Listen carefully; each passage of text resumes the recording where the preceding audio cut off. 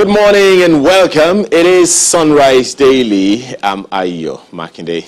It is a beautiful Monday morning as well. I'm Kayode Okikilu. Thank you for joining us. Well, most certainly interesting.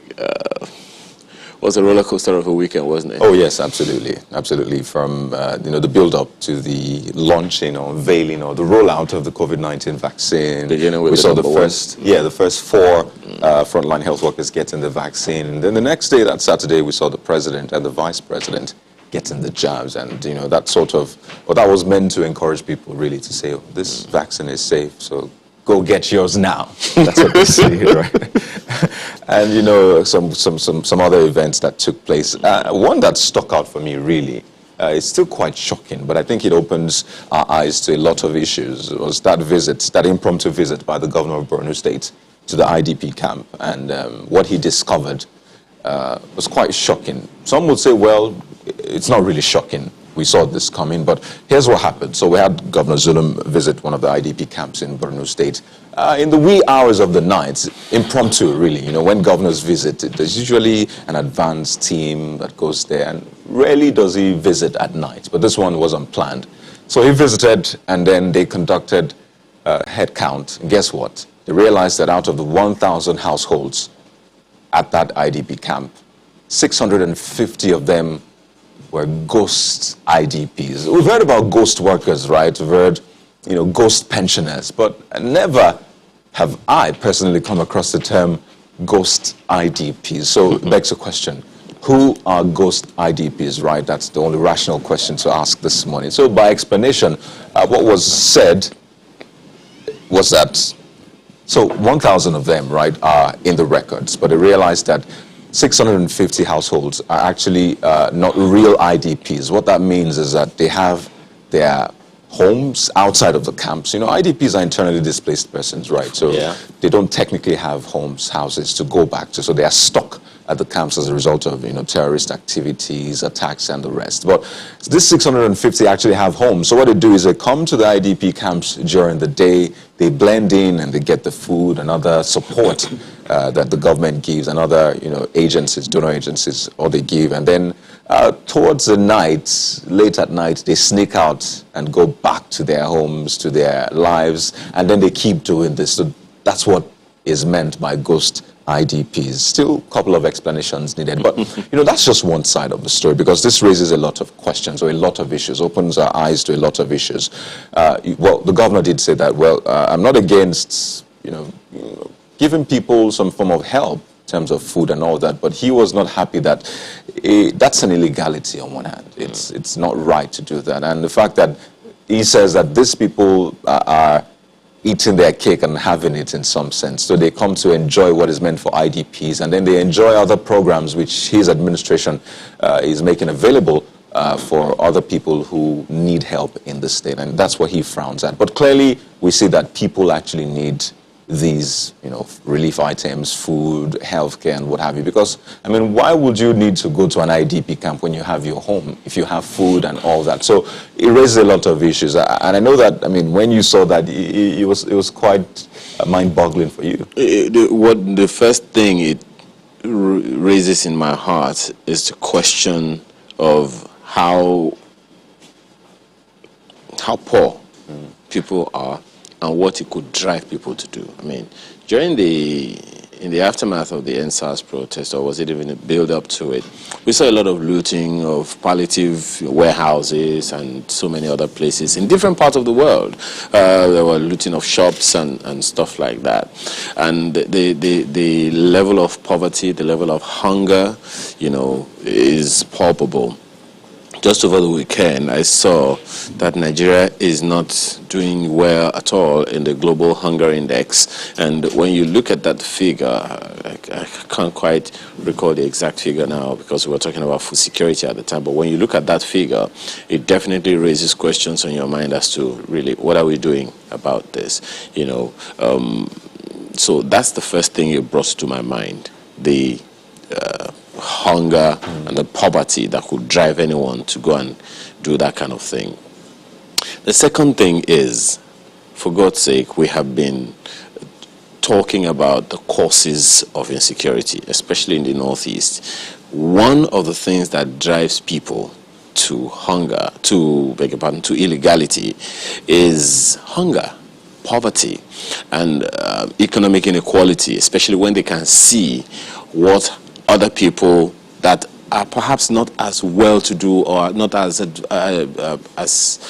positioned or well-positioned as they are in the community or in the environment, doing a little fairly better than them. Most certainly it'll raise questions on their mind as to really what exactly am I, quote-unquote, good for, in this world. If we look at the NBS figures or the poverty index in Nigeria from the NBS, Nigeria's National Bureau of Statistics, a very, very, perhaps all the northern states, barely do we have one that's below average.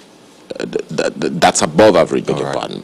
Every single one of them, seems to have that challenge. And the question we have on our hands is, how real are the challenges that people have to go through on a daily basis, and how much are we aware of these things? For the governor to have taken that step, most certainly, Kayode, he had a tip-off. Oh, absolutely. There is no way he would not be aware that those things would, there is no way he wouldn't have been tipped off, knowing that, for God's sake, that's more than 50%. Oh, yes. So you have 650 ghosts, just 450 of them actually are IDPs. And I think it's also a security issue, really, because if you're not exactly sure who is who in those IDP camps. I mean, we've seen attacks on IDP camps. We've seen people that actually go there in the guise of IDPs and they gather intelligence. Some even possibly radicalize. I mean, some of us terrorists might start radicalizing the IDP. So it raises a lot of issues, really. I mean, there needs to be, better, securing of the IDP camps. The fact that they're IDPs does not mean they don't deserve to be well secured. I mean, do we have CCTV cameras? Maybe that's too much to ask for, or maybe not. But the point here is that there needs to be proper tightening of the measures such that we have only people that need to be there per time. And for those other people who are seem to be clearly hungry, then they need to be taken care of as well. So I don't envy the governor of Borno State right now. He has a job of work on his hands. So does every governor in Nigeria today. So does even the federal government. Now we are talking about these poverty figures. Now we're talking about this reaction. What's going on in other states that we are aware or unaware of right now? So those issues need to be tackled, and how they're going to be tackled, sincerely, I have no idea. Because that's why. So it's not only the governor of Borno State that has a job of work on his hands. It is every governor in Nigeria, because as I often say, the federal government doesn't have citizens. The federal government has citizens, but the states have indigents. Oh, yeah. And local governments, and it goes all the way down the communities. But clearly, the governors or those in charge of government can't say they don't know what to do. I mean, that's why they're there. They have to do these things right now. After all, the primary responsibility of government is the welfare and security of its people. Oh, yes. Right, the issues for the day will continue, but after we have taken a look at the papers. Please stay with us. We're looking at this morning is the Vanguard newspaper, and this is how it leads. Ban on open grazing. Southwest governors YCE Agbekoya blast Miyetti Allah. Find that story on page 5. Has a host of riders. Any group that disobeys does so at its own peril, says Akeredolu. Statement portends danger for Nigeria's continued existence. YCE. There will be consequences if, says Agbekoya. Notorious herder Wakilu arrested in Oyo. How we arrested Iskilu Wakilu, according to Oluwole, find out who that is, and please quiz OPC men for arresting Wakili, according to source. Gani Adams, Afenifere hail OPC over arrest. ECOWAS protocol must be reviewed to check influx of foreign herders into Nigeria, described to the Sokoto governor. This much was said when we had that conversation with the Minister of Information and Culture that is a need to review the ECOWAS protocol.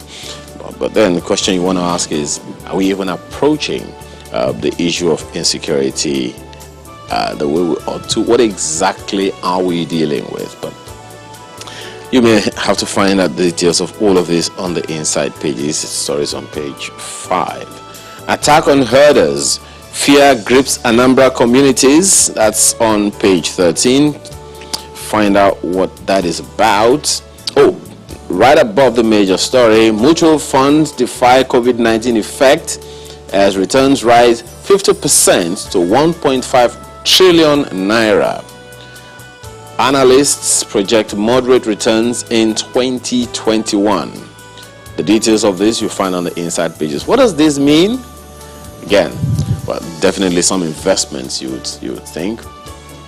Lagos butchers seek 50,000 hectares of land for ranching. Lagos butchers, 50,000 hectares of land for ranching. Lagos. Anyway, the details are on the inside pages. You may want to pick them up. And you may be wondering what's... the story you talked about, Kade. Zulum uncovers 650 ghost households in IDP's camp. That story is on page 14 of the Vanguard newspaper. Mr. and Mrs. says, you're broke. Why won't you when you spend 50% of your salary on that rickety car? And Mr. responds, I spent the same amount on you last month and the car didn't complain. On the back page you have Adesanya loses first UFC fight, and wow, it's still a winner. Well, we give him our own belt, Nigerian belt. Yeah, in place of that one he lost, leather belt. But then he's proffered a reason. I didn't sleep well before the fight. That's according to Adesanya. The details you'll find on the inside pages of the Vanguard newspaper today. We'll take a look at Nigerian Tribune for you. Suspected Ibarpa land warlord. Excitement as OPC arrests notorious Fulani Wakili. It's on page 2. Panzim and 3 others over to police. Police arrest OPC men who arrested him, accused them of murder, arson. Wakili, 78, due to his frail appearance, taken to hospital. That's according to the police. And you have 2 pictures showing the man in question, Wakili, and the other one showing the governor of Ekiti State consoling the widow and children of one of the 2 farmers from Isaba Ekiti found dead on the farms with wounds from gunshots, which is suspected to have been fired by a herdsman. So clearly we still have these challenges, really. And right under that you see killing of Ekiti farmers by herdsmen. This is one killing too many.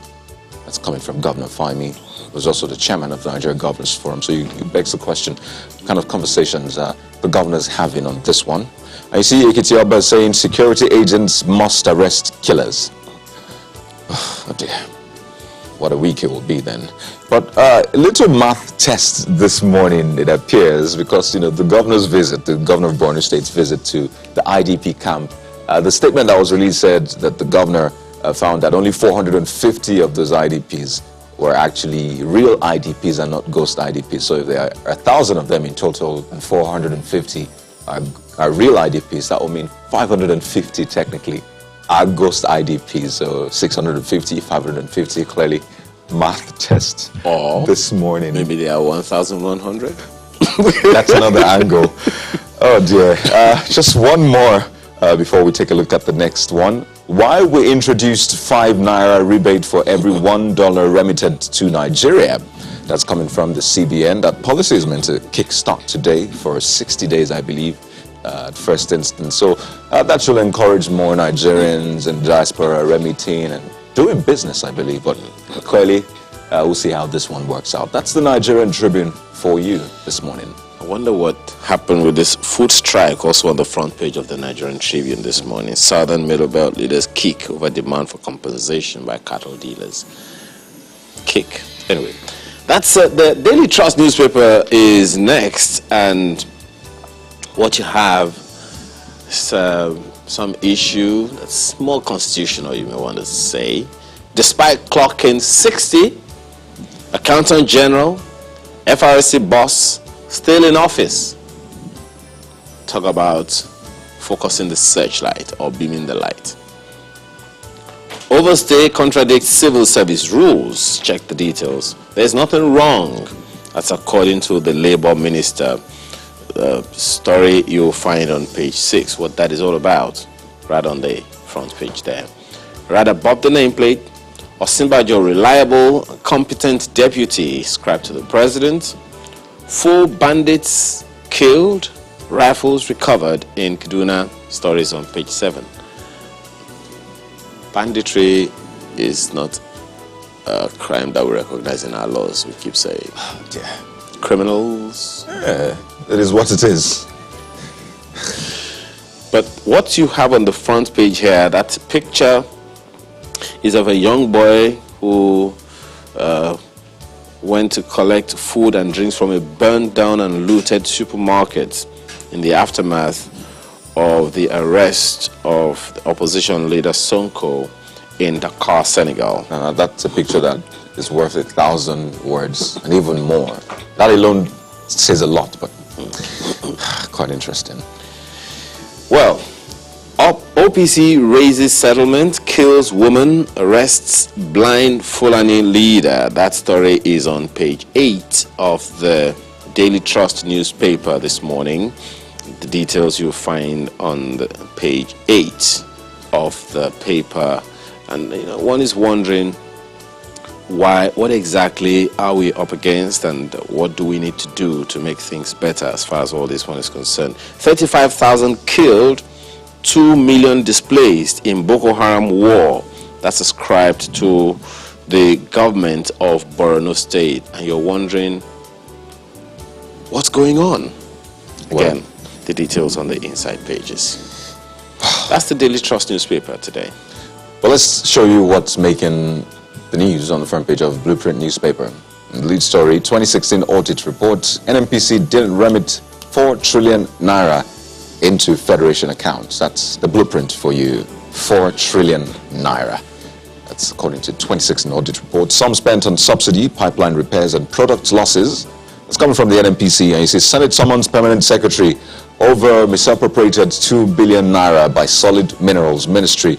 And SERAP seeks details of 25 billion naira CBN overdraft loans to FG. So, audit is important, and clearly we've not been doing well enough in that area. I still feel some years have not been audited so far. We still have reports from maybe 4 or 5 years still being considered, as you can see, 2016 audit report. Yeah, even the ones that have been audited, what has happened, to them? That's one of the questions, and that's why some advocates are wondering. So if we say we are fighting corruption and we do not have strong audit infrastructure, such as an audit law, where are we going, with all of that? And then again, as you said, that's it. And if you're planning to travel, say this one, COVID-19, no vaccination, no foreign travels, FG declares. President insists Buhari hail and hearty after jab. SGF PTF members to receive vaccine today. So, you've seen the rollout plan. So for people planning to travel, I don't know what context that's in, but that's worth looking into. And that's Blueprint for you. The Abuja Inquirer leads with this one. COVID-19, FCT earmarks 65 centers for vaccination. And guess what? The writer, Abuja residents adopt wait-and-see attitude. What does that mean? Well, the details are wait and see what this morning. The Abuja Inquirer. I think I get it. Wait and see. Just wondering, where we're going with all of that. But then, that's the lead of the Abuja Inquirer this morning. And a number of other stories you'll find on the front page. Insecurity, FCTA assures of residents' safety in schools, and so many other stories. Right above the nameplate, wish you could see that one as well. International Women's Day, Presidency showcases the Buhari women. Well, you may want to go pick a copy of the paper this morning just to see what exactly are we talking about here and who are the Buhari women. I think the next one will be the Nigerian News Direct this morning. So, guys, can we see that? It leads with something also equally interesting. Attack. We won't close close Kaduna Airport. FAANMD assures of safety at all airports. And COVID-19, Lagos government seals 11 nightclubs, lounges, and event centers. Again, the details are on the inside pages of the paper this morning. When you look at that, it just puts things in context. Clearly, the battle is not over, because I see a lot of people letting down their guards. So the fact many. that we have vaccines. In fact, just a few people have gotten the vaccines anyway. And if we're looking at 70% herd immunity, that will take months, in fact, about a year or more to vaccinate. Yes, that's the year. 2021, 2022. Yeah. So this war, let me say, has just begun, by the way. Well, quickly, Daily Independent for you. See the lead. Fresh Naira devaluation may produce foreign investors' return. Oh, interesting there. So that's one to chew on and see if you can actually key into that, because believe me, headlines aren't just headlines. Some of them have opportunities, ideas, creativity, and innovation in them. So you just need to read between those lines. And you see, PDP may throw presidential ticket open in 2023. So you wonder, was it closed before? Had it been zoned before? But you wonder what this means.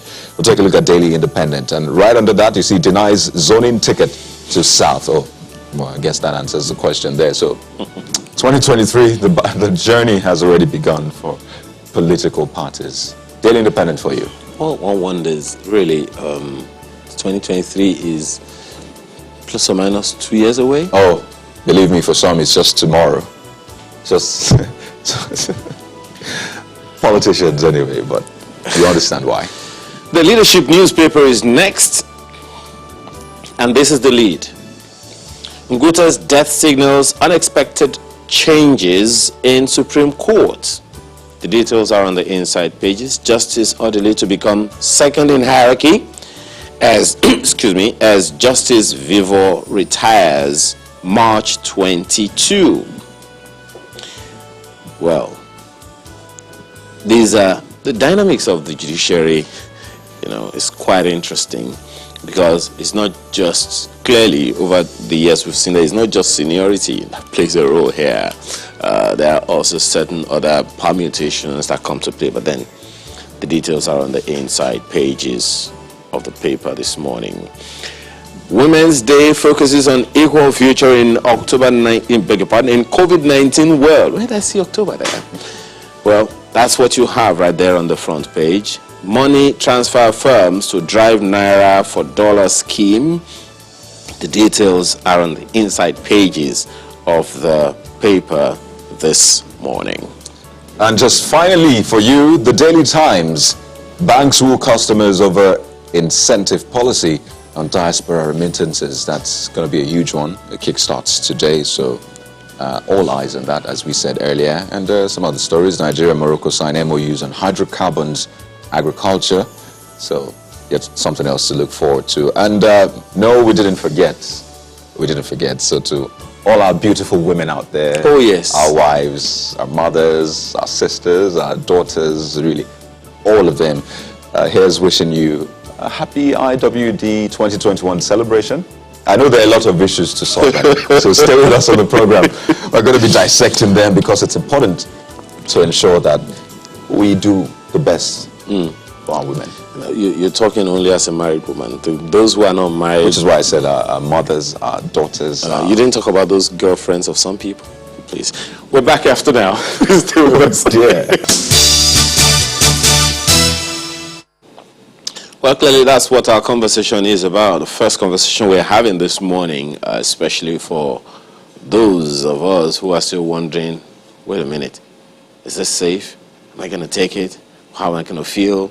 Especially in the wake of those videos that made the rounds. That when you take the vaccine, you're going to be dancing strangely, you're going to be behaving strangely and all of that. So, well, as you can see, people are already taking, and we hope to have two medical practitioners, health workers who have also taken these jabs as at this morning.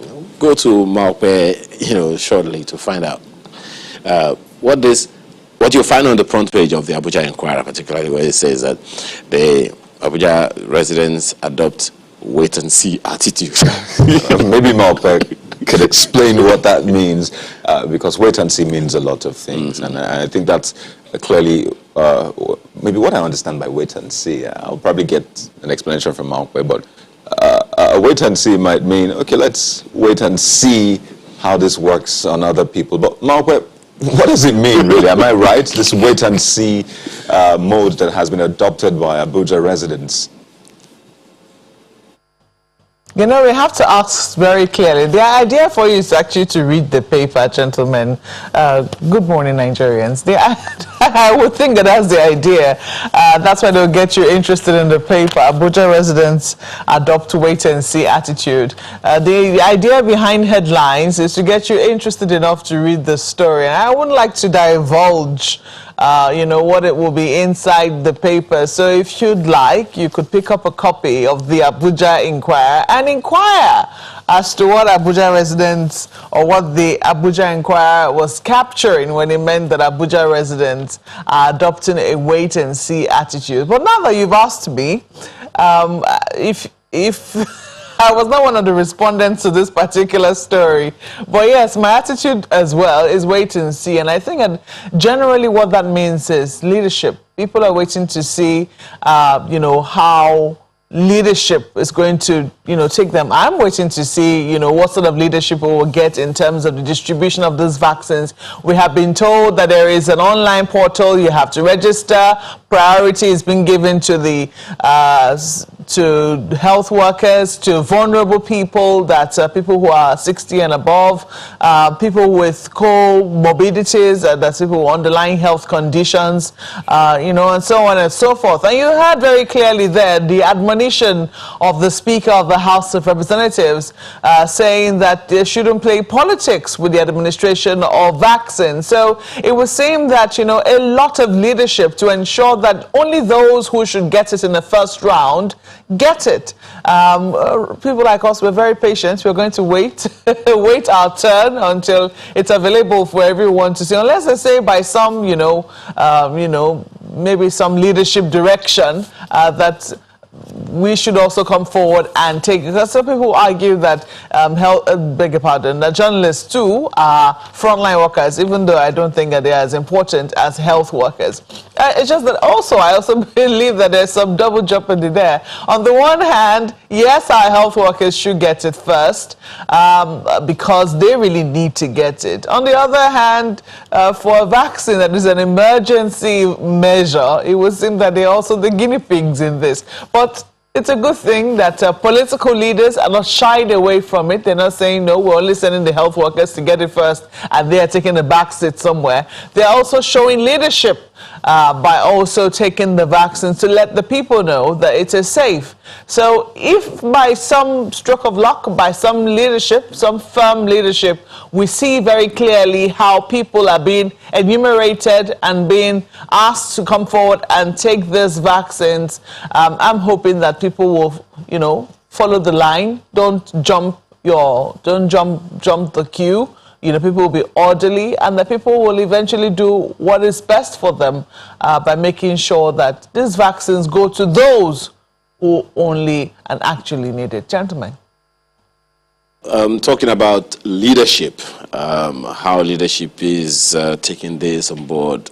Just on Saturday, we recorded we have seen what happened on Friday, when some health workers took these vaccines. But then the following day, Saturday morning, sometime before, I think about 11:30 or thereabout, 11:30, 11:40, the ceremony took place where the president and the vice president received their jabs. Take a look.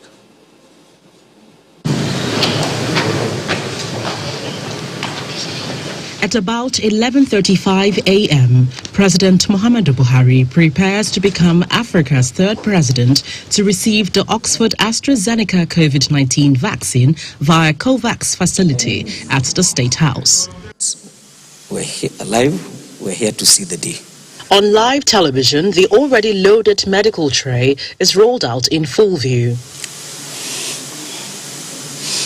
The Vice President, Professor Yemi Osinbajo, Chairman and other members of the Presidential Task Force on COVID-19, as well as members of the President's Cabinet, witnessed the vaccination, a process the Minister of Health earlier described as painless, followed by mild discomfort.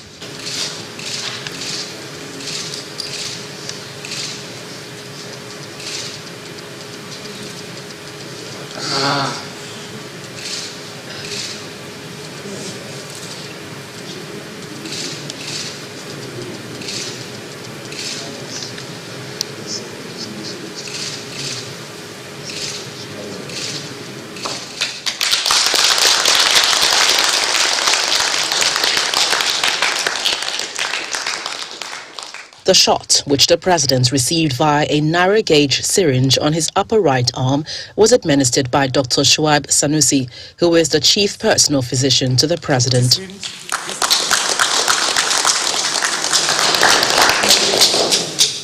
Personal physician of the Vice President. 6 minutes after, it is the turn of the Vice President, Professor Yemi Osinbajo, who is administered by his personal physician, Dr. Nicholas Audifren.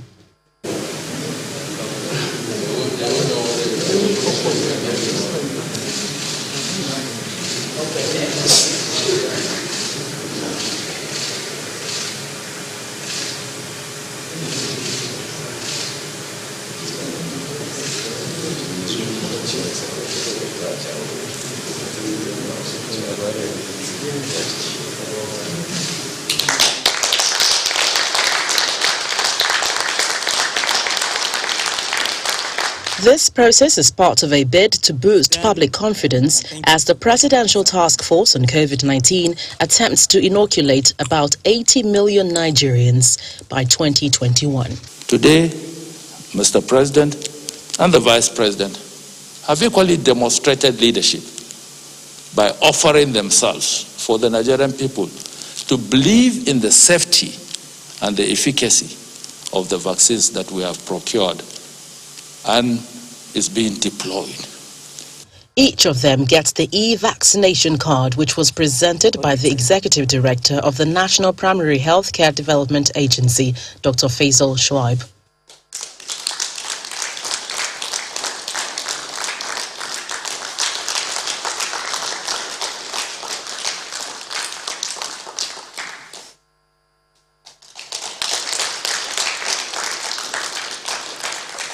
The President, who observed the protocol of less movement after the vaccination, tells Nigerians that he has faith in the vaccine. I have received my first jab and I wish to commend it to all eligible Nigerians to do same so that we can be protected from the virus. I urge all state governments, traditional and religious leaders to take the lead in the mobilization effort within their environment and spheres of influence.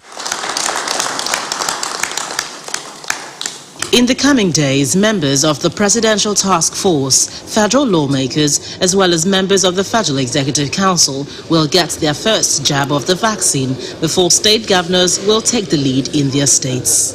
From the Presidential Villa, Gloria Umezuke, Channels Television News. Well, that is the report, and talking about strategic leadership as the COVID-19, PTF COVID-19, as well as some other people have said. That's clearly where we are right now. Well, Mark, you talked about whether or not journalists are as important or not. Well, I have reports, a message that tells me journalists are as important as well, especially because we also deal with all kinds of people.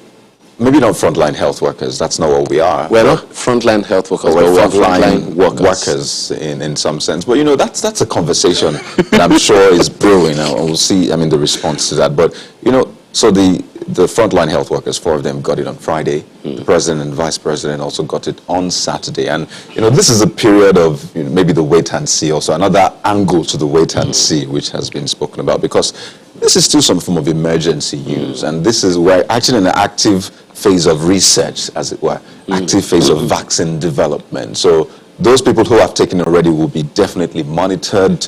I mean, it would be good to know how they feel. What does it feel like? What is next? What are they going through? And interestingly, we have someone who has already taken the jab joining us from our Abuja studio. Malkwe. Specifically, the second person to. Yeah. Well, yes, I was still listening to my guest here, still prepping here. But hey, we have him here in our studios. He's a man of many firsts, and that's what he was just telling me now. Dr. Yunus Tairu is the team lead at the Gwagwalada COVID-19 Isolation and Treatment Center, and also the current head of Medical Microbiology Department at the University of Abuja and University of Abuja Teaching Hospital. He tells me that he was one of the first people, the team lead, to admit the first COVID-19 patient here in the Federal Capital Territory, and now amongst the first batch of people to have received the COVID-19 vaccine in Nigeria. How does it feel? I mean, just narrating your many first ordeals, because being first, I mean, I'm a firstborn in my family, and I know how it can feel to be the guinea pig, you know, you're the one that tries everything. Yes. If it's good, well, good for you. If it's bad, well, how did you feel going through that, especially when you had to admit the first COVID-19 patient here in Abuja? It's good morning, and good morning to you, Malkwe. I mean, seeing you. Good morning. It's always seeing you on the TV, and good morning to Nigerians. I think it feels so excited. I feel so excited, and it's amazing that there are a lot of work that have been put together by, and we've been doing by the crop of medical, health care workers. Because I still feel with nostalgia, those instances, the first time when we said COVID was coming, there may be patient coming to Abuja. What do we do? How do we do it? How does it feel like? What will happen? Are we going to get infected when we see them, when they say it's transmissible? But we thank God that we took in the first patient. Were you scared? Not at all. In fact, far from it. In fact, I was just there to lead the army, the generals, and now today they call me the field marshal. So to go in there and then take the patient, because somebody has to actually do it. You just have to. Somebody has to be, just like what you said, being the firstborn of the family, then you have to be the guinea pigs of rest. So we said, okay, let's be the guinea pigs and let's go in and take the patient and make sure we actually contribute to a seemingly steady health system in the FCT and at large Nigeria. So I was not scared. I find it remarkable that you weren't scared. I mean, the way your manner in which you speak about it, you sound almost excited. It was like another challenge. Bring it on. Fantastic. I mean, you just said it all. It was just like a challenge, Yes. When we said, I put myself forward, got my team, and then we all of us told ourselves and we talked to ourselves that, look, guys, we just have to do this. Let's do this for the nation, and we know that our effort will not go in vain. Oh. And also looking at the fact that as an immunovirologist, I kind of look at it and then said, what is the essence of you studying so much about some of these viruses and looking at them, the immunological pattern and the transmission, and then saying you can't apply it? You want somebody to come and apply it for you? I mean, these are some of the things that actually got stuck within our thinking, and then we just find that, man, get it out. Get out there and do what you know how to do. And by God's grace, you will. And we thank God we're still sitting down and have not been infected since going in, coming out, and going in and all those things. Every day? Every day. Not once were you infected and, but didn't show symptoms, asymptomatic as we're told. Not once. Not once, That is amazing. I've done up to about 60 tests, testing myself regularly to see if there is going to be a period where we're going to break the gist. But I mean, it's just been so, it's amazing. Maybe there is some immunity you have already, and maybe you didn't need this vaccine. I've just said that sometimes some people always look at and sometimes see me take maybe some ginger drink and some drink. I said, wait a minute, this team lead, I hope he's not taking some concoction. I said, there's nothing like concoction in there. Knowing the pathogenesis and putting some science to some knowledge, we got, I think those are the things that actually made a lot of difference. But, much as you weren't nervous, I'm sure that your family members were nervous on your behalf. How did you manage that? this is one thing that actually should be, and which we want to apply to the vaccine also. In fact, the vaccine also, you see, we're taking the vaccine. I have so many calls from family members that, what? You did what? You took what? You took the vaccine? You, this guy, what's the problem? You went in there to meet the corona patient. You came in again, you took the vaccine, and so many, but you need to dance it. And dear. one of those things is the will for you to tell them that, look at me. I've seen the COVID patient. I've taken the COVID patient in. My guys have done that, and nothing has happened. And we are still going on. And you can see no symptoms. And, you know, smiling, laughing, and just living everything and living your life as it goes, one step or the other. We were able to convince them to tell them that. They were worried, actually, including my family. As they should rightfully be. Yes, and sometimes when you come back home, it's just like the kids saying, Daddy, wait. I said, wow, don't worry, I've disinfected. And that's one of those things that when you explain to them yes, what you've done, that when you see a patient, when you are coming out, you disinfected, you disinfect, and then that is a safety level. And I think with that, and everybody now started looking at it, okay, something is going on and something good is going on. And with that, they now started believing. And some of them also now feel that, well, let us also join the response and also see what can we do. Yeah. Even if not from the medical perspective, maybe some other things that they can do to make sure that actually the response is awesome, you know. So I think that is just it. They were so scared, but we thank God that with explanation, and that is something that I think we need to all do as medical health personnel. We should go in there and explain to the general public in words that they can understand, in languages that they can understand, and in a manner in which suspicious and things like that will not, come about. I think we'll be able to send in a right message, just as I send the right message to my family members and other people that are around me. Your optimism is very infectious. I mean, it's got me smiling throughout this morning. I just want to keep laughing. But, you know, much as yes, you looked at it, I mean, this COVID-19 coming into the country, you looked at it as a challenge and you handled it as such. I also remember very clearly then the Nigerian Medical Association being very particular about guarding their territory and saying, what are you bringing in doctors from China or wherever it is? You know, we can handle this here. It's a good thing that you also saw it in that perspective and decided to, you know, handle it headlong. But what have you found as the biggest challenge in terms of, you know, the response? Because for a number of people, it wasn't so much that Nigerian medical personnel couldn't handle it. It was the infrastructure. You know, they worried about the state of our facilities.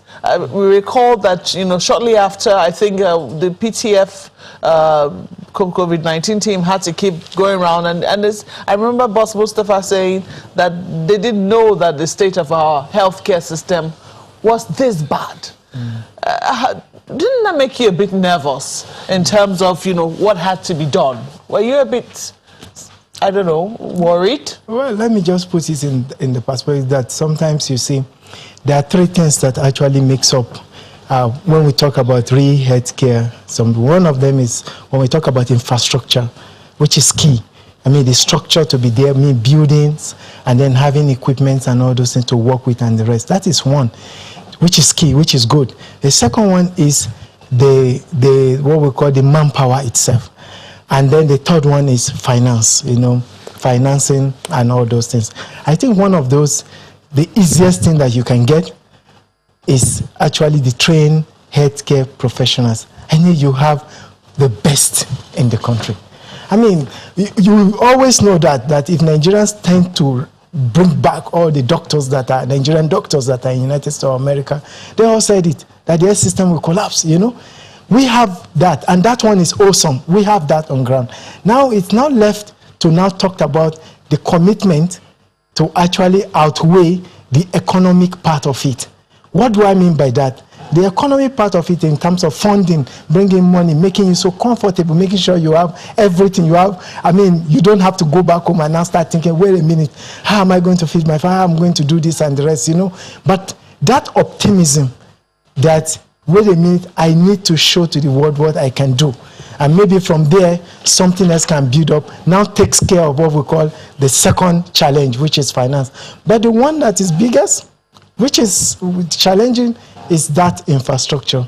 And And thank God that we had COVID, because with that, just after the Secretary of the Federal Government made that statement, you know, he called upon all the health technical groups, you know, and then make sure that he set up a committee, and then made sure that the gap, widening gap, has to be reduced, and it has been reduced. For the first time now, we have in each state to build an infectious disease center.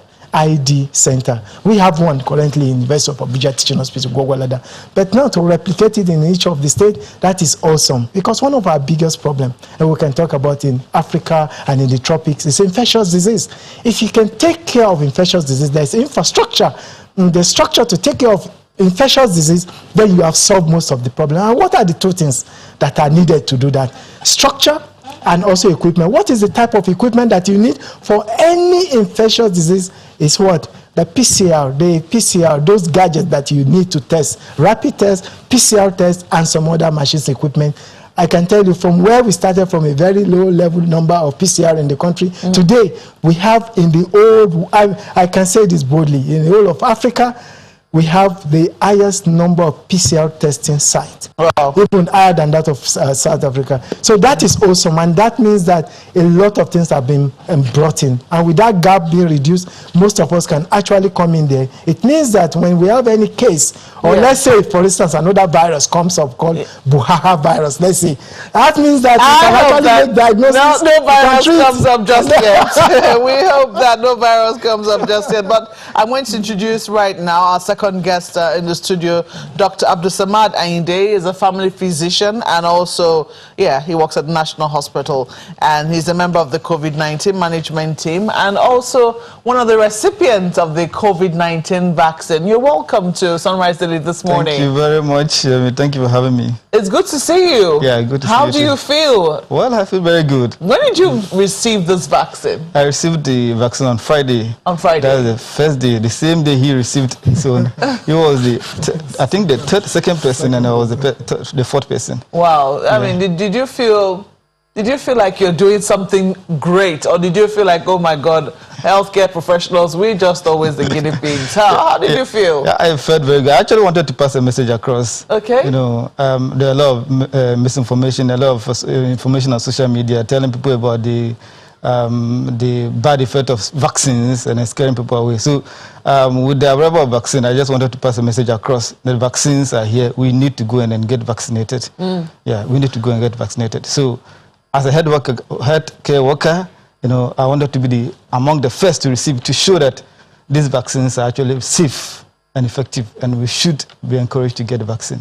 We'll take a lot more of your message when we come back from this break. Please stay with us.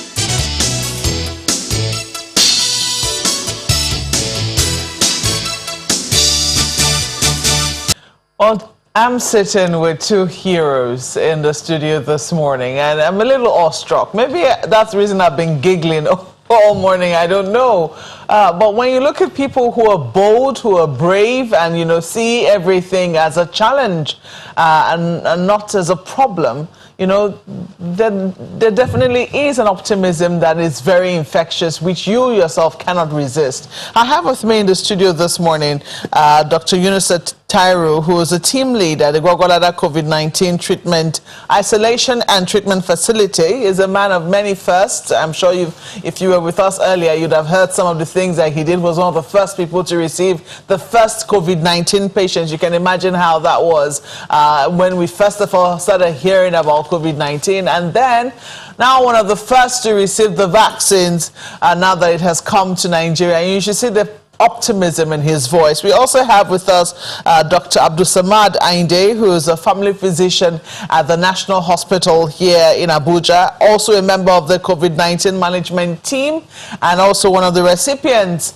of the COVID-19 vaccine. Gentlemen, I have lots more questions to ask you, but I want to throw it over to my colleagues in Lagos, because I also know that they have questions as well. Gentlemen?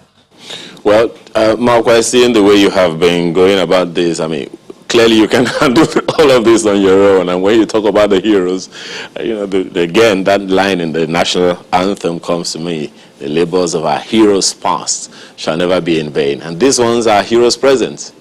Good one. Well, Dr. Tyro, my question is for you. There's something you said earlier when you said that some, people who were close to you were wondering what in the universe you were doing taking the vaccine. And, of course, you try to educate them, and, of course, they have been educated. Same thing Dr. Ayinde referenced as well, when he says some people are having some hesitancy about the whole thing. So it raises a question, Dr. Tyro, about communicating the need for this, for the vaccines to people. Yes, health workers taking, that's a good thing. Strategic leaders also being on the front line, taking the vaccine in public glare, that's a good thing. But then, getting that information down to people, that's another conversation altogether. So this issue of vaccine hesitancy, do you think we have addressed it significantly enough? You're a health worker, so you should know, hopefully. How well have we taken on board the fact that people might be hesitant about this vaccine, and what should we be telling them to convince them that it's all safe and good for them? Thank you very much. I think this is it. It's going to be an ongoing process, and it's going to be an ongoing stuff that we can. Yes, even in developed countries, you actually have those vaccine hesitancy group. And then you have those that are vaccines that, just a group, those that want to get the vaccine. It's going to, ours is not that different. But I think we need to do a lot more, and we need to do, certainly we need to, and we've started the process, and we all got excited when you invited us, and I know my colleagues are in other news media, they're trying to tell people how they feel, that they feel good. I think it's quite good you bringing both of us on board to tell for Nigerians to actually see us and see after we've taken the vaccine what happened, right? And then they see us still sitting down, still smiling and laughing and waving our hands, and nothing has happened to us, and business as usual, and we keep on going our normal businesses. I think this is a good message to actually pass across to the country, and opinion leaders and political leaders, and the president, the vice president, and every other person also taking the vaccine. This is a very strong message to send across, which has been done. But other things that we can do, we include not actually leaving aside any other means, is for us to actually get this message across. To the public, using various languages, using all those things. Let's occupy the space. Let's occupy the space with good information, reliable information, and so much information. And I think this is one of the biggest things that has happened.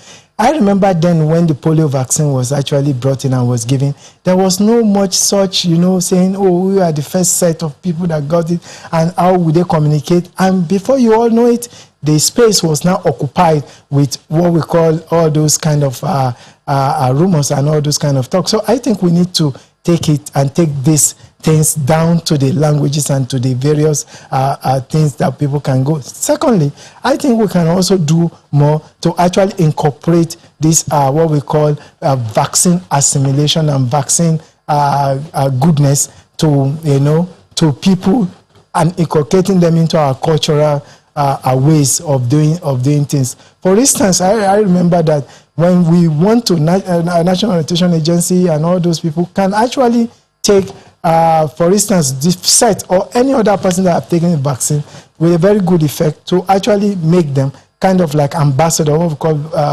COVID-19 vaccine ambassadors, such that you go around and then you actually have to talk to people, and people will know that this is for it.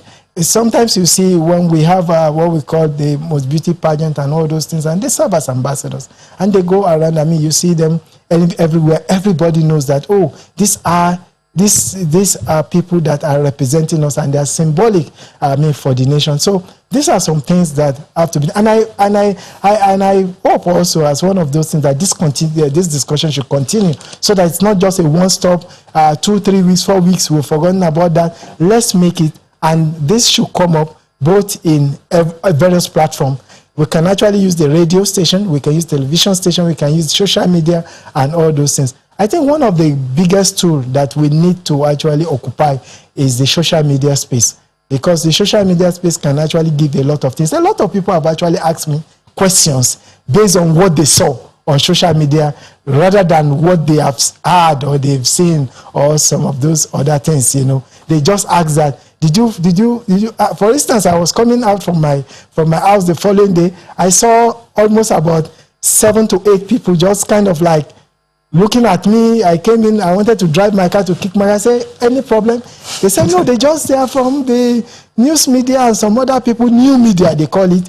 And they said, they just want to know, are you really okay? I said, no, I'm okay. They said, well, you seem to be smiling. I said, I'm always smiling. I don't have any problem not to smile. And they said, but you got the vaccine yesterday? I said, yes, I got the vaccine. They said, but you're okay. I said, so I was just worried. I just have to stand and talk to them. In other words, the fear is real. The fear is real. And then I have to explain to them without getting annoyed, without getting anybody. For me, even if I'm driving and then you need to stop me, I will stop and tell you that, okay. For instance, I have to talk to my mother and talk to her very well in a language that she can understand and in a calmly way to tell her that, hey, your son is fine, I'm here, nothing has happened to me. And this is the kind of language we have to. It means that all of us that have gotten the vaccine, including various healthcare workers, you are working in the COVID-19 center, or no, you are not working in the COVID-19 center, but if you have gotten the vaccine, you have a job to do, and that is you need to also permeate into the community to actually tell them about the vaccine. I was in Dobie yesterday. That's an interesting charge. That's an interesting charge. Let's throw it back again to Lagos. I don't know if Kaide has a question, or Ayo, you want to continue? Well, yes, I just have one question for Dr. Ayinde. Actually, it's a catalog of questions like you, but let me ask Dr. Ayinde, because he began by talking about, Dr. Ayinde, you began by talking about the fact that there is a need to bust some myths out there that people have about this COVID-19 vaccine. So what are some of those myths, those misinformation that you have heard, and what are the responses you would give to them to allay people's fears that this is good for them and safe? Thank you very much.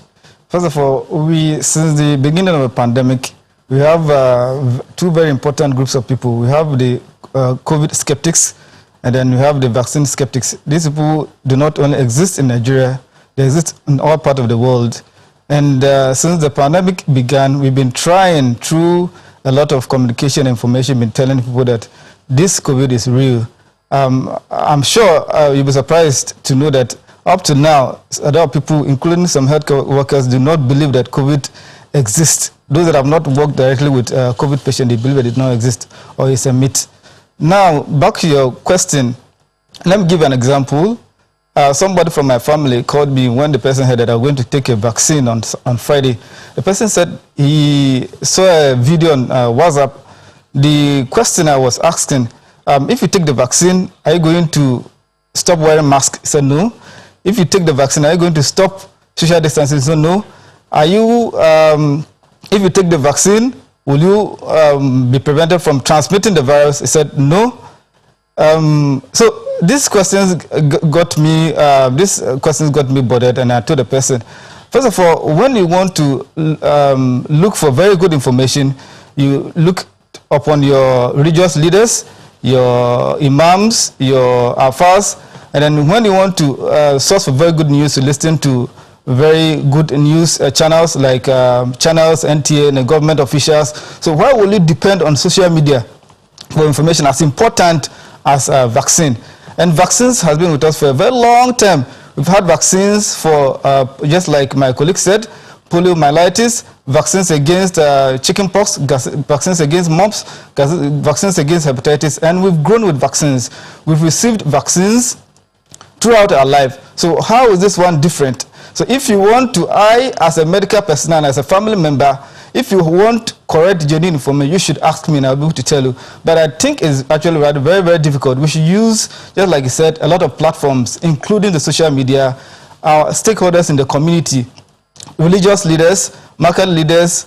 We should use our political leaders, and not only healthcare workers, to tell these people that COVID is real. And for us to be able to get back to normal life, we need to get vaccinated. In other words, we need to pick people at different levels of leadership and perhaps vaccinate them. Yeah, right. So that they can also spread the message across. Yeah, right. Yeah. I'm wondering, though, you talked about healthcare workers who do not believe in, COVID-19. That is worrisome, isn't it? That is worrisome, I must tell you. Within the medical sector, how are you, I mean, I don't know if you've come across those kinds of people. Yeah. And how are you dealing with that, especially as one who has worked with COVID-19 patients? Yeah, let me tell you, for example, some few days, not weeks, actually we lost a patient who was a father of a colleague, and the person called to find out, this person has COVID, is it real? I say yes.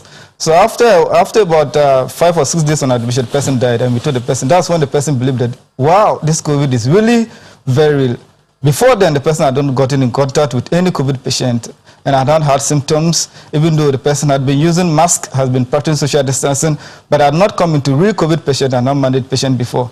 So he was actually very, very surprised to see that somebody that he knew could deteriorate within a very short time and die of COVID-19. And from since then, he told me that he actually believes now that COVID exists. And it's very worrisome because, a lot of people also look at healthcare practitioners as leaders in that industry. I mean, if I had an uncle who was a doctor and I'm saying, they're treating COVID-19 patients and he says he doesn't believe in it, it's not true, or it's some other illness, even if I had faith in it, I'm sure my faith in it will come down. Yeah, definitely. So it is very worrisome that within the medical circle, you say that there are still those who do not believe in COVID-19. Let me quickly flip this, though, to my colleague, Kayode. I think he has a question for you.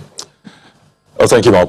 This is for Dr. Tairu. I know you have experience in immunovirology and the rest. A lot of people are wondering, it's been 3 days or thereabouts you took the vaccine, 3-4 days. So at this point, what exactly is the vaccine doing in your body? And how do we know it is working? Just so people can understand.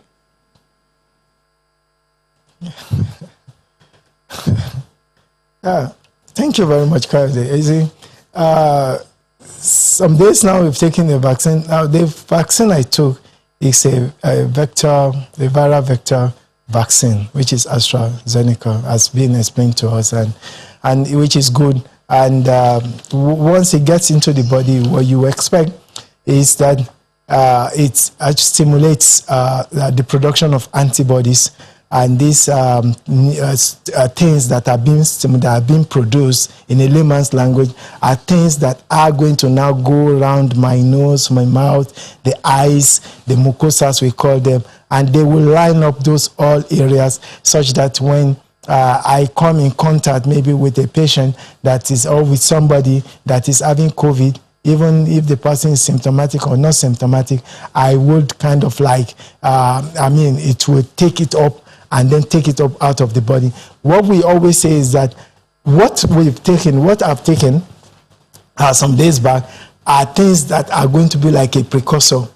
They are things that are going to come in to now allow the body will recognize it as what we call substances that are like the virus. And then the body produces. Ordinarily, what happens in any human body or any human entity is that whenever somebody comes in contact with any infectious disease or any infectious entity, either being bacteria, being virus, or being fungi, or any one of those infectious diseases that comes into the body tends to react to it. And when the body reacts to it, it tends to do two things. One of those things is to remove that organism out of the body and destroys it and helps. If it cannot do that, drugs comes in to assist it to remove it. Now, the second thing is that once that is being removed, the body immediately stimulates and produces what we call memory cells. What are those memory cells? Those memory cells goes around the body. I try to be there and wait for any other exposure.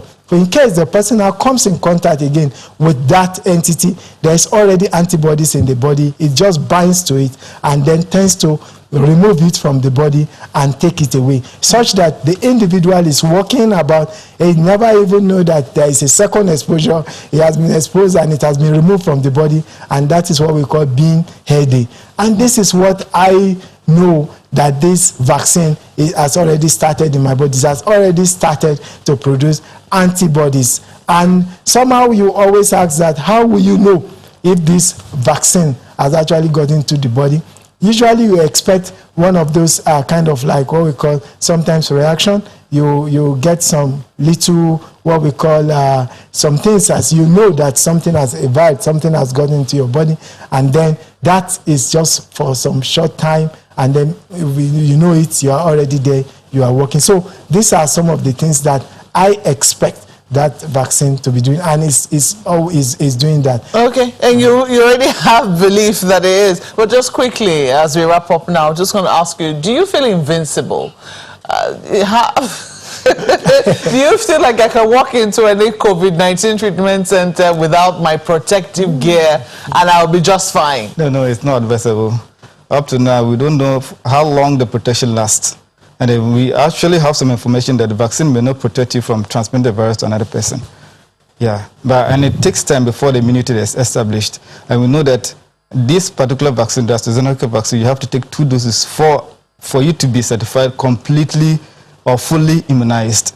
And that is about in 12 weeks' time. So I'm not fully immunized, so I can't do that. If I'm doing that, of course, I can get the virus. Is unethical. You're putting yourself at risk as well? But yes. Okay. Yes, and putting others too. Well, but what would be your last word for those who are still skeptical about the existence of the coronavirus and also of, even taking the vaccine?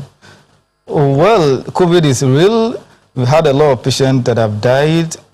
We have a lot of people that are still suffering from the consequences of COVID-19. And COVID-19 has caused a lot of havoc in the country, all over the world. That is enough for one to believe that there's COVID-19. The economic crisis, the educational problems, the health crisis that's caused.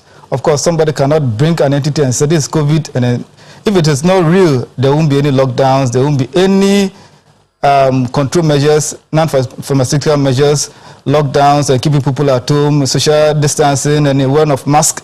So it exists. And the fact that we have lost some notable people in the country shows that actually exist. And those that do not believe that vaccines are essential for control of COVID-19, they have to understand the fact that our population is about 200 million. U.S. population is about 332 million. Right now, U.S. has vaccinated more than 80 million people. We are just starting from the initial 4, and then maybe by this morning we have up to like a couple of a dozen people being vaccinated.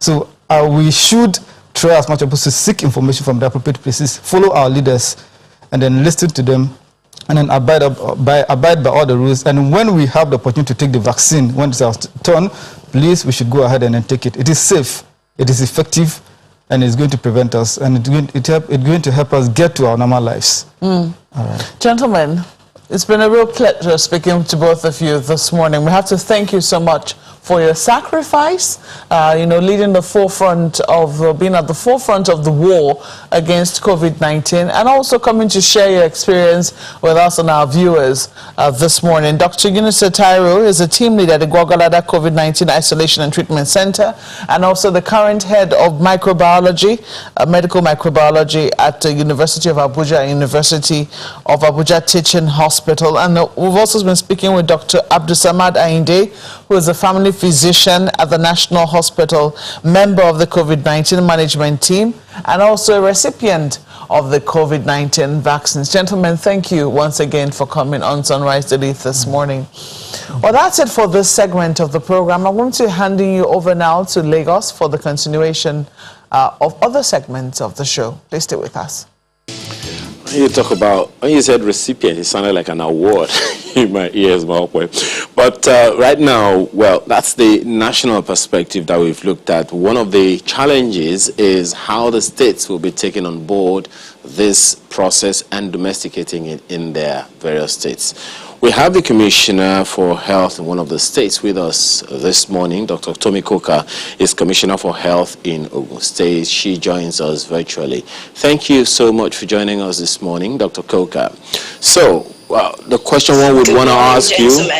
Good morning. So, one of the questions that might naturally come first is, so it has started, chicken coming to roost, so to speak. How ready, how prepared would you say states are to take on this process? Thank you very much for that question. I believe that every single state in Nigeria, 36 plus the FCT, we're all ready as commissioners to receive our, batch of vaccines. We've been undergoing a lot of training. On Thursday last week, we met with the Minister of Health in Abuja to discuss the deployment, as well as the Executive Director for the Nigeria Primary Healthcare Development Agency. And there is a well thought out plan that's been rolled out in all the states. The health workers are undergoing training, particularly in Ogun State. Today and tomorrow is about training the health workers that will actually administer the vaccines. We also have done a gap analysis of our cold chain in our various states. I can speak for Ogun State, certainly. We've looked from the state level, looking at our working cold room.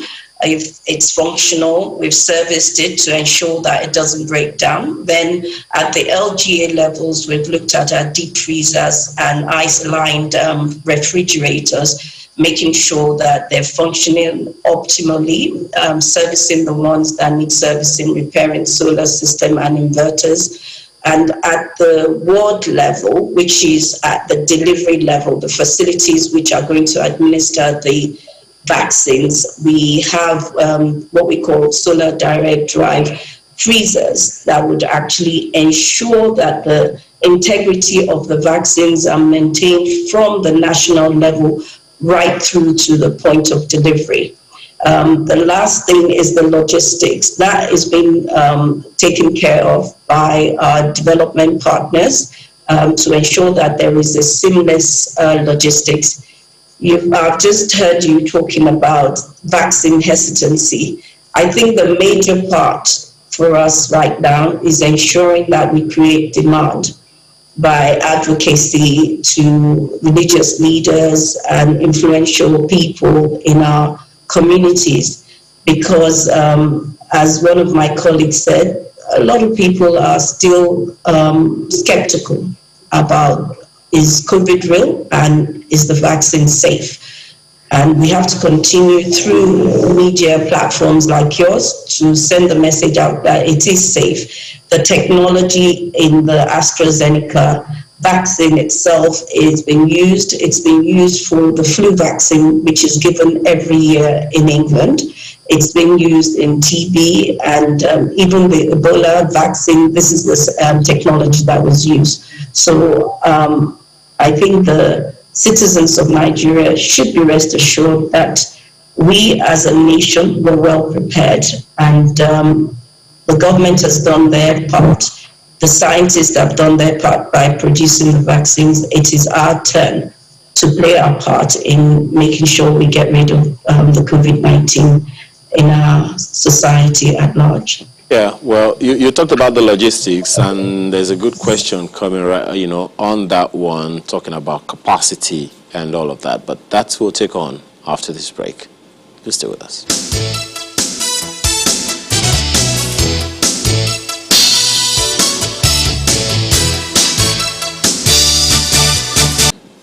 Dr. Kuka, thanks again for staying with us. One of the questions you have said that there is a high level of readiness in Ogun State, and you mentioned the issue of logistics the other time.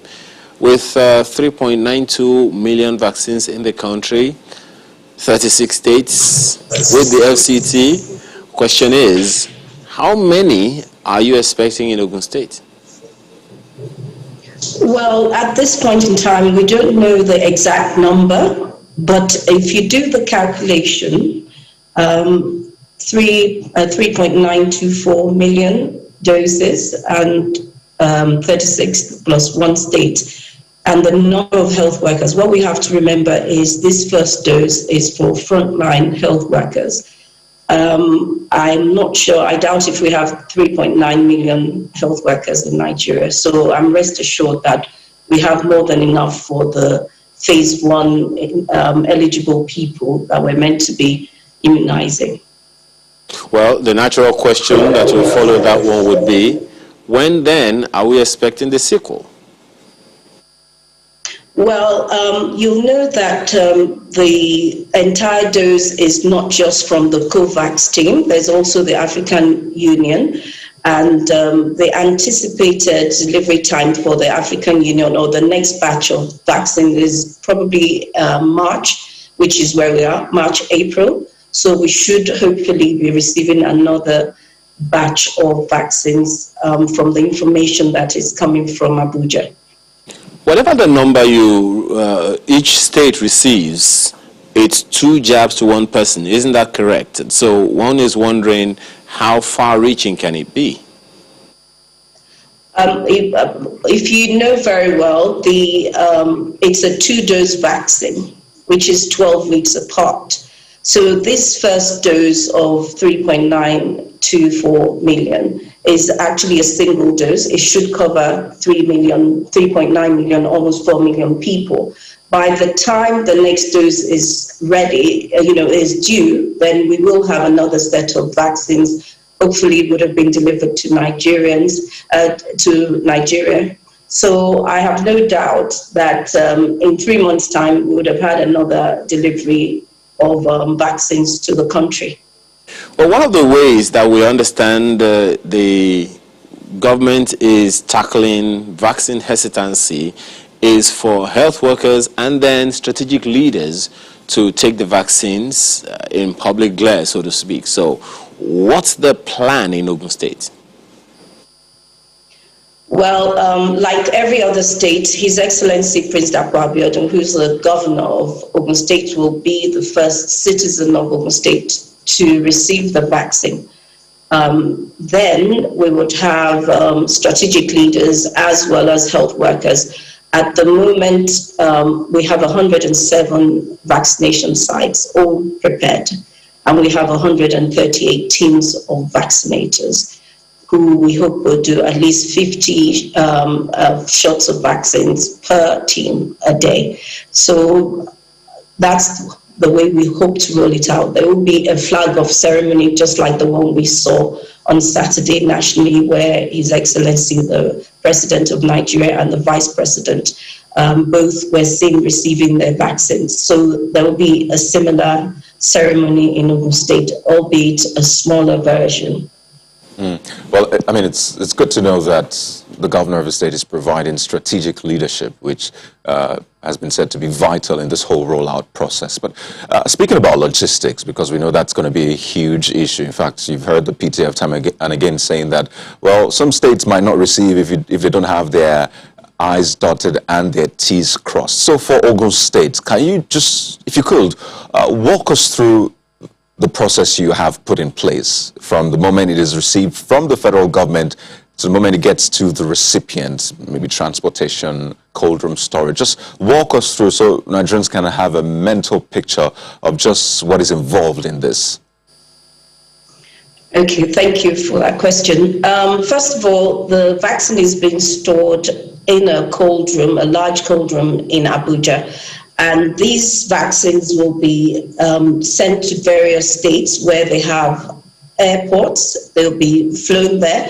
From those points, there'll be ground sort of transportation to states like Ogun State, where we don't have an airport. There'll be ground transportation, and these vaccines will be kept in refrigerated temperatures between +2 and +8 to ensure their integrity. When they do get, and they will be escorted by security because this is a highly valued commodity. And when they get to Ogun State, they will be stored in a walk-in cold room, which every state is expected to have. Given that we do we vaccinate 4 times a year. We do routine vaccination in our children. So most states have this walk-in cold room. Then from the states, the vaccines will be deployed to the local government level.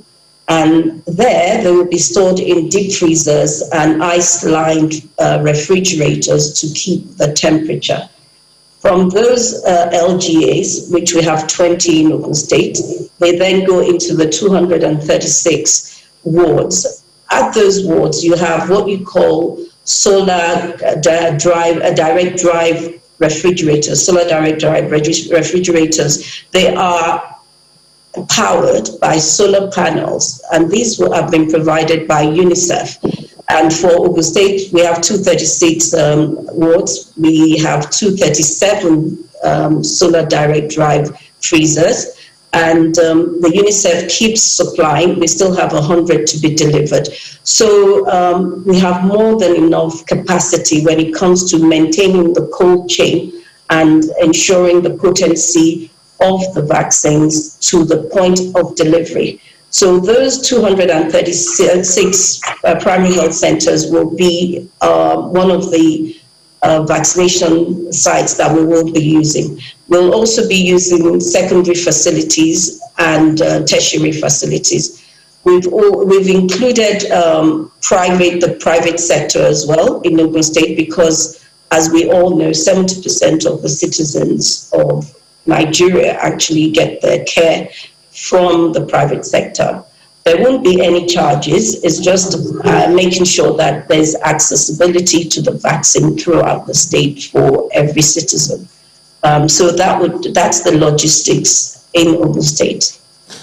Right. I mean, that sounds like a plan, but what will be vital to that plan is funding. I think you've alluded to that. And, over the weekend, there was this back and forth about just how much it will cost for transportation. There were some reports that it will be 10 billion, even though the head of the MPHCDA says, well, that's quite ridiculous. Maybe £1 billion naira or less. He was quoted as saying that. So for Ogun State, how much has been budgeted for this whole process? How much will it cost, and how much support are you getting from the private sector, which you referenced earlier on?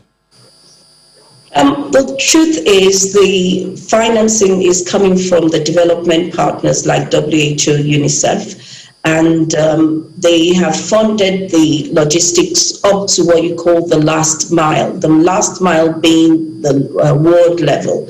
So all we have to worry about is just the consumables at the ward level. Of course, in every state budget, there is an allocation for COVID response, and this is definitely one of those responses. But I don't think the financial demand will be crippling as one would anticipate, because the development partners, as I said, WHO has taken it upon themselves to fund the logistics. Right. So just like how much is the state government putting into this? Well, as I've said, this is a pilot. This is phase one. So it's almost like a recce. The funding is not going to be that elaborate because you are given the vaccines, you're administering the vaccines to health workers who will present themselves to health facilities. So I don't anticipate that would cost us more than the cost of cotton wool and needles and syringes. And altogether, we'll probably have 20,000 health workers in Ogun State, plus the strategic leaders. So I can't put a figure to it at the moment because, as I said, the vaccines have not arrived and the commodities required are not of that great expense. To be clear, also, and I know there were talks about some states planning to procure their vaccines and some from some manufacturers and all that. Does Ogun State plan to do such, just to augment what is coming from Gavi and other partners?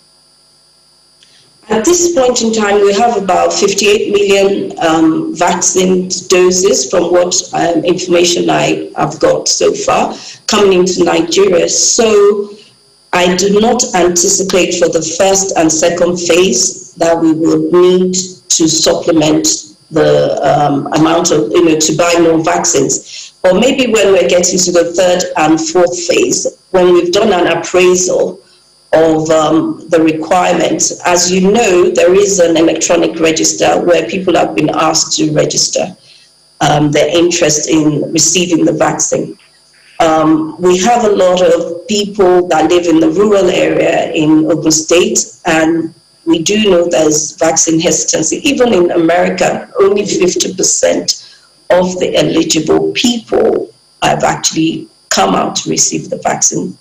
So I'm anticipating that in Nigeria, we may also have that hesitancy. So we have to continue to do a lot of advocacy. At this point in time, Ogun State is not planning to buy additional vaccines, just to answer your question. Well, Dr. Coker, according to the National Primary Healthcare Development Agency, the estimated budget for rollout of COVID-19 vaccines end-to-end, including PPEs, transport logistics, and all of that for Ogun State is put at something in the region of 357 million naira. Can you confirm that? I don't have that information at hand. Okay, well, you talked about the challenge of communicating to the locals, and that is quite critical, because at the end of the day, if they themselves if they are not open to it, if they are not, if they do not welcome it, then there is a challenge right there on our hands. So there is also the talk, about some recompense, so to speak, for those who react contrarily to the vaccines. Is there any plan, any such thinking or plan for such in Ogun State? Well, whenever you're running a vaccination program, you actually have to have medical equipment to deal with the adverse effects, EpiPen and all that. And so adverse reactions are, they're uncommon, but we have to be prepared for it. We also have been engaging the media. I've been on TV for the last couple of weeks, and the members of my team on local TV as I'm speaking as well, actually addressing the fears of people. The fears are real and they need to be addressed so that we can convince them that it is for the good of all. Yes, if you look at the figures in Ogun State, we have fortunately not suffered as much mortality as other states and what we see in other countries. In total, we've had 47 mortalities recorded. So it might be a hard job convincing people, but what we need to convince them about is the fact that this is for the good of all. If the virus keeps circulating in Africa, it can mutate. So we're working against time. The sooner we get the vaccine, the better. Because if the virus mutates, then we're back to square one. And the virus could be imported back to the Western world where they have managed to vaccinate their own people. So it's about protecting yourself and protecting the rest of the world. Well, Dr. Coker, as we wind down on this conversation, first, let me wish you happy International Women's Day. And interestingly, the theme for this year is Women in Leadership, of which, of course, you are one of them. And I'd just like you to touch on this. The theme is Achieving an Equal Future in a COVID-19 world. And, of course, we're meant to celebrate the tremendous efforts of women and girls around the world in shaping a more equal future and recovery from COVID-19, which you are playing a major role. But, I mean, you have worked in government and in other spheres. Just what more can be done to ensure this equality? I think it's multifaceted. It starts from the home. I think parents should encourage their daughters to be bold, to embrace leadership from youth. That's the influence I had. My father was always behind me, and, egging me on to do the best I can and embrace leadership whenever the opportunity arises. And we also have to prepare them. There's that thinking that women can do certain jobs, they can't do certain jobs. There's a lot of research out there that says a woman is less likely to go for a job that she's qualified for, whereas a man is more likely to go for a job that he's not qualified for. So women have to step up to the plate and be bold. Also, there should be legislation to encourage female participation in leadership. It has to be, proactiveness in the government, every layer, every facet of the society. Just ensuring that when there is an opportunity that women are included. There is the issue of the family life, but that concession should be given. Man is more likely to move around, from one job to the other, happy to, go to another country, whereas the experience of a woman might be limited because of her family life. So that should be taken into consideration when reviewing CVs and thinking of people taking up leadership positions. And yes, we must make room for maternity leaves and things like that. Those are the controversial things that we haven't embraced totally, but I can see that Nigeria is taking steps to addressing those issues, and I'm looking forward to a Nigeria and the world at large of more women leaders.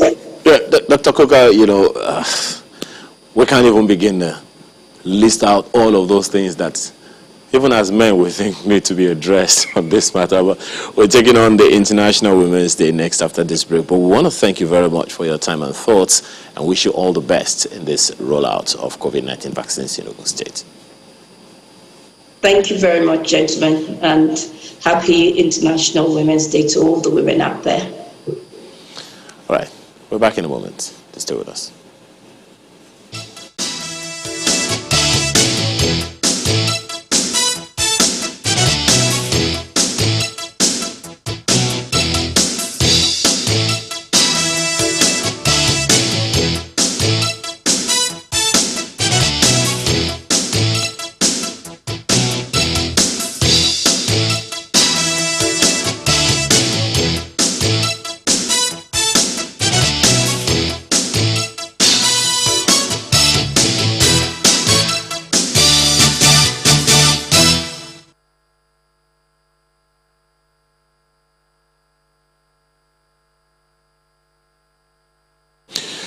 Well, it's International Women's Day, and the most prominent of the hashtags going around for International Women's Day 2021 is Choose to Challenge, but the focus is largely leadership. Oh, absolutely. And you also have generation equality as another hashtag. Of course, the usual IWD 2021 also. But, a lot of issues have been raised time and again when we celebrate, or do I say commemorate, International Women's Day. But the point is celebrate women. And for this year, the attention basically, as you said, is about, women in leadership. And according to the UN Secretary General's recent report, women are heads of state or government in 22 countries, and only 24.9% of national parliamentarians are women. All over the world. Oh, yes. So affirmative action is still quite a long way to go looking at those statistics. But what would interest you is just prior to this commemoration or celebration, if I may, the presidency listed what some papers have called the Buhari women. And, it says 7 of ministers, by the way, 7 of 44 ministers are women. And if you do the calculation, 7, 45, 7. Okay, don't go. Let me try. Don't go there. Because after all, 20%. After all, we say, well, Malcolm, you will probably agree with this. We say that behind every successful woman, there is a woman. Behind every successful man, there is a woman. So women are already in leadership, supporting their husbands. Well, you know what you said, behind every successful woman, I think I refer to the first mistake. There's a woman, yes. I'm going to go with that, Ayo. Behind every successful woman, there's a woman. Of course, there are men, too. You heard there Dr. Tomi Koka talking about how her father, shaped very, very strongly, who she's become today, making her feel that there was nothing that she couldn't surmount. I think that if you speak to a lot of women, especially at women who are doing great things now in leadership, and find out from them just how they're doing or how they got there, you find out that it starts from a very, very tender age. And many times, if these women had the privilege to have their fathers around, they would tell you very strongly that their fathers had a very strong influence in who they've become today. I find it very interesting that the theme for this year is choose to challenge. A number of they're very interesting poems. If you go online and you click that link, International Women's Day, you will find a number of things that would help you start a conversation. So it's a good thing that we have not been forgotten on this program today, that we have, been able to carve out some time to at least celebrate our women and to, bring to the fore things that we need to do, things that we need to do to continue to forge ahead as an equal part of the human race. Yes, there's a human race, there's mankind, womankind, if you like. We're all parts of mankind. It's 50-50. It should be 50-50. Sadly, in many places, the rights that men get are not the same thing as the rights that women get. So wherever it is you find yourself today in leadership, because I think this largely is to women who have been able to make headway.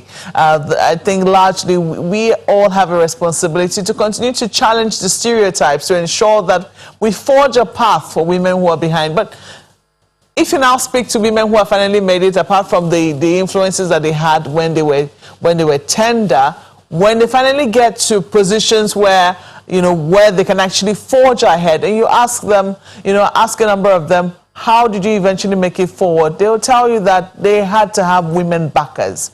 And so, and that's my story as well. Yes, my father is alive. God bless him. He is a wonderful person. I would not be half the lady I was today if it were not for him. But I can tell you that when eventually I cut my teeth in broadcasting, I knew that I needed women to believe in me. And if not for those women, I don't know where I'll be today. So, it's a broad theme, guys. We don't have enough time, but let's say what we can in the time that we have. I'm hoping that, I don't know if we still have time for any guests to join us.